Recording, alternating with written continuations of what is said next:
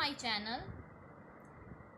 आज हम करने जा रहे हैं रीमन इंटीग्रल। इसके लिए कुछ कंसेप्ट्स का पता होना चाहिए, तो वो पहले डिस्कस कर लेते हैं। सबसे पहले आता है हमारे पास पार्टीशन। पार्टीशन क्या होता है? पार्टीशन का मतलब पार्ट्स करना, एक हिसाब से पार्ट ही करने हैं। कोई इंटरवल ले लेते हैं i = ab, finite close interval है ये। इसकी पार्टीशन किस तरह से होगी, हम इसके पार्ट्स कर लेते हैं। जैसे कि मान लेते हैं partition p = x0, x1, x2, xr-1, xr up to xn = b। ये पार्टीशन हो जाएगी और इसमें ये इस तरह से होंगे।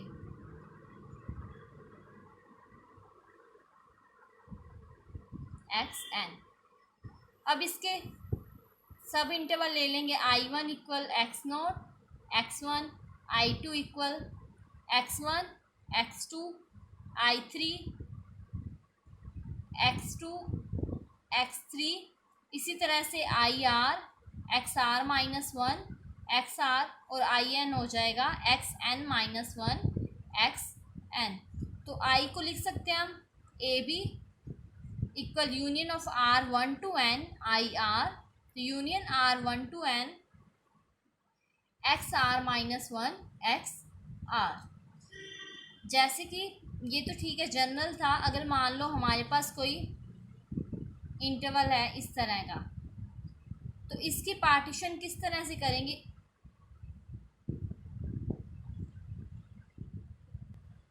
इसको हम लिख सकते हैं कि ये पार्टीशन है इंटरवल 1, 0, 1 की। 0, 1 इंटरवल है, तो इसकी पार्टीशन 0, 1/2, मतलब कुछ ना कुछ इसमें ऐड कर देंगे। जैसे ये, या फिर इसकी पार्टीशन और बना सकते हैं 0, 1/3, 2/3, 1, मतलब उसमें डिवाइड कर देना या उसके और पार्ट्स कर देना। और जितने भी हमारे पास पार्टीशंस बनेंगी उनकी फैमिली को, फैमिली ऑफ ऑल पार्टीशंस, जितनी भी पार्टीशंस बनेंगी उन सब की फैमिली को किससे डिनोट करेंगे? ab इंटरवल की जितनी भी पार्टीशन बनेंगी उसकी फैमिली को डिनोट करेंगे ab से। एक हमारे पास आता है norm of A partition. Norm of partition क्या होता है? हमारे पास ir इंटरवल है xr-1 xr, और जो लेंथ होगी इस इंटरवल की उसको डिनोट करेंगे del r से। तो जो मैक्सिमम लेंथ होगी हमारे पास, इसकी लेंथ को del r से करेंगे। लेंथ इस तरह से फाइंड की जाएगी, इसमें से ये सब्ट्रैक्ट कर देंगे। तो हमारे पास नॉर्म ऑफ पार्टीशन क्या होगा? नॉर्म ऑफ p ये होगा मैक्सिमम ऑफ del r, मतलब कि जितने भी हमारे पास पार्टीशन में जितनी भी लेंथ आ रही है अलग अलग, उनमें से जो सबसे मैक्सिमम है वो क्या होगा? Norm of p। नेक्स्ट है refinement of A partition. Refinement क्या होती है? जैसे कि हमारे पास कोई पार्टीशन है p, अब p' मान लेते हैं इसकी रिफाइनमेंट है। p एक पार्टीशन है, p भी पार्टीशन ऑफ ab, तो p' इसकी रिफाइनमेंट है। तो क्या होगा कि p' कंटेन करेगी p को, मतलब कि इसमें कोई ना कोई एक्स्ट्रा एलिमेंट होगा। जैसे कि p में अगर मान लो एलिमेंट्स हैं x0, x1, xr-1, xr up to xn = b, ये पार्टीशन है। तो रिफाइनमेंट में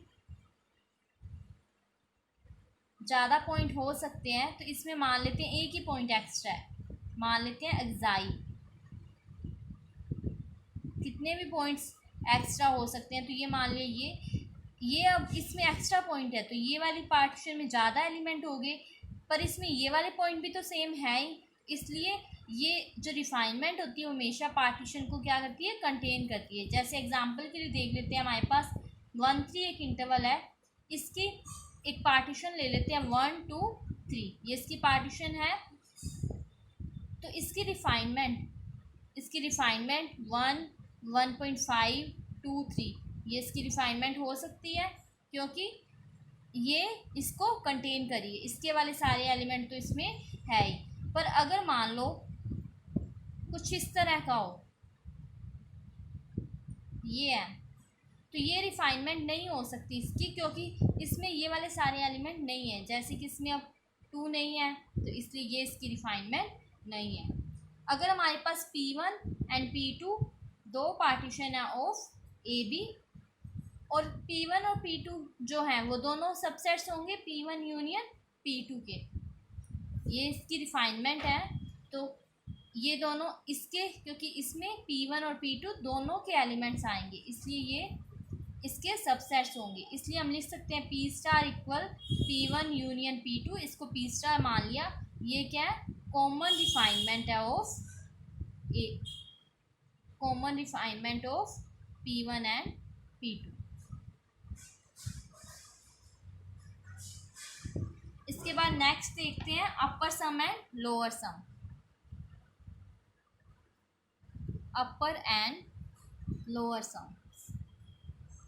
एफ हमारे पास कोई फंक्शन है, रियल वैल्यूड बाउंडेड फंक्शन है, defined on a finite close interval A B, और पार्टीशन यही दे रखी है हमें, बी यानी पार्टीशन ऑफ ए बी, और एफ बाउंडेड है हर एक सब इंटरवल पर। तो ये वाला इंटरवल ले लेते हैं x are minus 1 x r पर, बाउंडेड है क्योंकि फाइनाइट क्लोज इंटरवल है।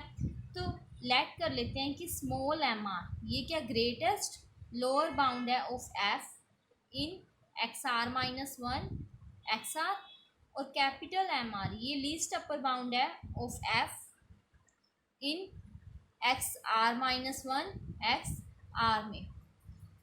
और अज्यूम कर लेते हैं कि स्मॉल एम, ये क्योंकि आरथ इंटरवल के लिए था इसलिए हमने एम आर ले लिया, ये मान लेते हैं ग्रेटेस्ट लोअर बाउंड है of F in A B, and capital M least upper bound है of F in A B.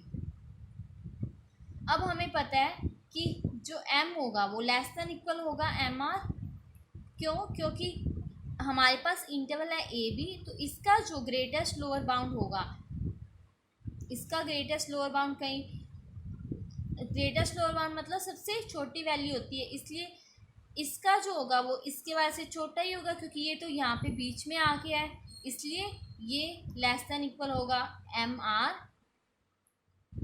ये यहाँ पर फंक्शन है, और m r less than equal होगा एम, क्योंकि जो लीस्ट अपर बाउंड होगा सेट का वो किसी भी उसके सब इंटरवल से बड़ा होगा या ज़्यादा से ज़्यादा इक्वल हो सकता है। तो हमारे पास लोअर सम और अपर सम क्या आएंगे, तो हमारे पास summation R1 to n M are del are, इसको लिख सकते हैं M1 del 1 M2 del 2 up to Mn del n। Summation R1 to n M are del are equal M1 del 1 M2 del 2 plus plus Mn del n। अब इसको कहेंगे हम lower sum, और इसको कहेंगे अपर सम। लोअर सम को denote करते हैं एल एफ पी से, ये इक्वल हो जाएगा R1 to n M are del R, और U F P equal summation R1 to n M are del R, और आर की वैल्यू होगी 1 से लेके n के बीच में। समेशन डेल आर की वैल्यू अगर फाइंड करनी हो तो वो क्या होता है, R1 to n, ये होता है याद रखने के लिए कि b माइनस ए होता है for every partition of A b, for every partition of A b. किस तरह से आती है ये वैल्यू, ये देख लेते हैं। p हमारे पास कोई पार्टीशन है x naught x one x are x N equal b, ये पार्टीशन है ऑफ ए बी, और डेल आर इक्वल है एक्स आर माइनस 1। तो summation R1 to n del are equal किस तरह से लिख सकते हैं, डेल 1 डेल 2 समेशन ओपन किया है plus del n minus 1 plus del n।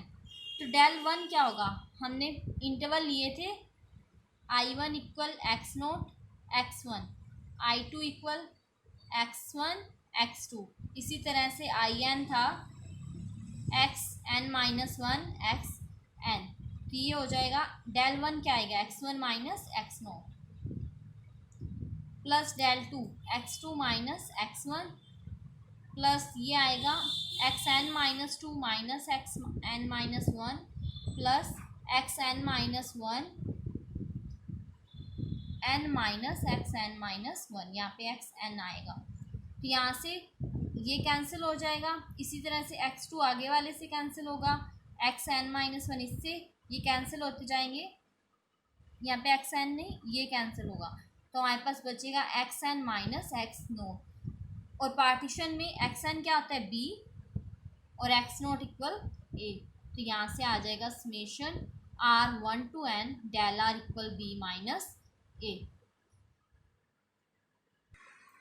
Next है ऑसिलेटरी सम। ये क्या होता है, अगर एफ हमारे पास कोई रियल वैल्यूड बाउंडेड फंक्शन है defined on a finite close interval A B, और पार्टीशन है हमारे पास A X naught x one X two X are minus one x R up to X N equal B of A B, तो हाँ हमारे पास upper sum minus lower sum equal क्या हो जाएगा summation are one to n m are del r minus summation are one to n m are del r, तो ये हो जाएगा r one to n capital m r minus small m are del are. इसको क्या कहेंगे हम oscillatory sum, oscillatory sum of A b with respect to partition p, और इसको डिनोट करेंगे ओमेगा से, ओमेगा एफ पी इक्वल